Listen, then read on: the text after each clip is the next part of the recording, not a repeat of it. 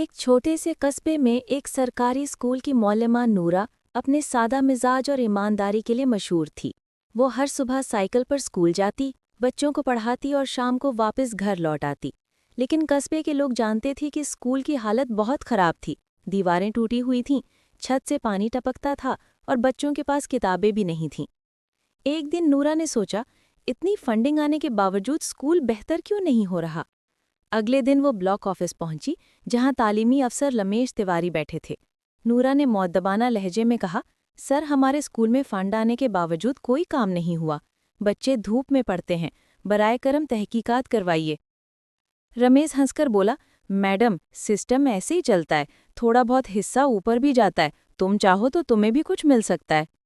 नूरा हैरान रह गई, बोली, सर, मैं अपनी तनख्वाह मेहनत से कमाती हूँ, बच्चों के हक का पैसा कभी नहीं लूंगी। रमेश ने तंजिया मुस्कुराहट के साथ कहा, ठीक है, फिर तुम्हारे स्कूल की मरम्मत नहीं होगी। नूरा का दिल टूट गया, मगर हिम्मत न हारी। उसने सबूत इकट्ठे करने शुरू किए, फंड के कागजात, जाली बिल और जाली दस्तखत। कुछ हफ्ते बाद वो तमाम फाइलें लेकर जिला ऑफिस आफरीन खान के दफ्तर पहुंची। डीएम आफरीन एक सख्त मगर नेक दिल अफसर थीं। उन्होंने नूरा की बात गौर से सुनी और कहा, मैडम, आप जैसी ईमानदार उस्तानी ही तब्दीली ला सकती हैं। मैं खुद स्कूल का मुआयना करती हूँ।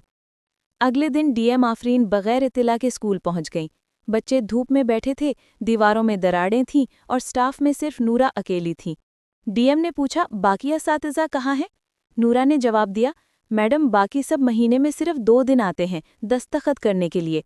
डीएम ने फौरन रमेश तिवारी को बुलाया। वो घबरा कर आया और बोला, मैडम, बस थोड़ा सा गलतफहमी हो गई है। लेकिन आफरीन ने उसे रोक दिया, झूठ मत बोलिए तिवारी साहब, यहाँ बच्चों के ख्वाब मिट्टी में मिल रहे हैं और आप पैसा खा रहे हैं। डीएम ने वहीं खड़े होकर हुक्म दिया, रमेश तिवारी को फौरन मुअत्तल किया जाए और फंड की मुकम्मल तफ्तीश एसपी के हवाले की जाए। पूरा स्टाफ साकित रह गया। नूरा की आंखों में खुशी के आंसू थे।